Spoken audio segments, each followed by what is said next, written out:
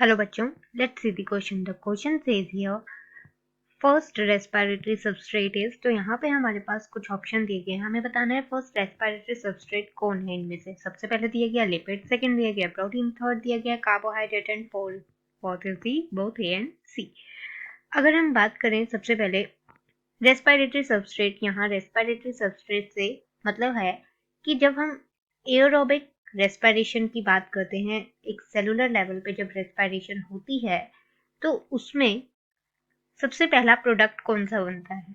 अगर हम बात करें रेस्पिरेशन की तो ये स्टार्ट होती है फ्रॉम दी ग्लाइकोलाइसिस, जो कि होती है कहाँ पे, इन दी साइटोप्लाज्म, एंड ये एंड होगी इन दी माइटोकॉन्ड्रिया में जाके, जहाँ पे प्रोडक्शन होगी किसकी, एनर्जी मॉलिक्यूल की, जिसको हम बोलेंगे एटीपी.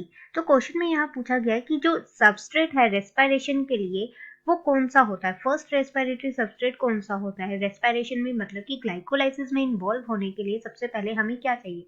तो the most preferred substrate for the cellular respiration is the glucose. क्या होता है, ग्लूकोज होता है. और अगर हम ऑप्शंस में यहाँ बात करें तो ये होगा हमारा कार्बोहाइड्रेट. तो यहाँ हम बोल सकते हैं ये जो ग्लूकोज है ये डायरेक्ट जो है ग्लाइकोलाइसिस में एज अ सबस्ट्रेट एंटर करता है. उसी तरह अगर हम बाकी ऑप्शंस की बात करें तो सबसे पहले दिया गया है यहाँ पे लिपिड. तो लिपिड जो है वो फैट्स है, ठीक है, and fats need to be converted into, ये फैट्स को सबसे पहले कार्बोहाइड्रेट्स में चेंज होना पड़ता है to enter into the glycolysis, और ये प्रोसेस होती है थ्रू दी ग्लूकोनियोजेनेसिस. ये चेंज हमें देखने को मिलेगा through gluconeogenesis and then it can enter into the glycolysis. उसके बाद अगर हम बात करें प्रोटीन्स की, तो प्रोटीन्स या फिर पॉलीपेप्टाइड ये रिस्पॉन्सिबल होते हैं एक्टिंग एज ए सबस्ट्रेट जब ओनली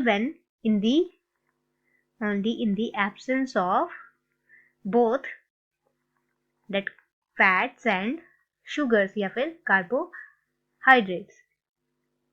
तो ये तभी सबस्ट्रेट का काम करेंगे जब फैट्स और शुगर्स जो है एब्सेंट होंगे. तो यहाँ पे हमारा करेक्ट आंसर होगा, जो सबसे पहले रेस्पिरेटरी सबस्ट्रेट होगा वो होगा हमारा carbohydrate. Hope you understand the problem. All the best. Thank you.